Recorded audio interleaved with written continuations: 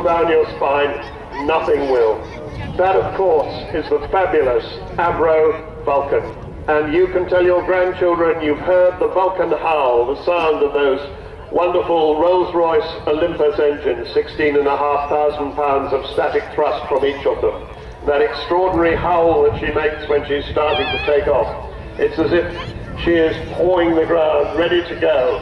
And you see what an amazingly agile aeroplane she is. This is a big bomber that carries 21,000 pounds of bombs, and in fact did exactly that down to the Falklands, with one of the pilots on today, Martin Withers, as the man in charge in the aircraft on the far side of the airfield, Vulcan XM607. Coming back in towards us now, flown from the left-hand seat today by Kev Rubins.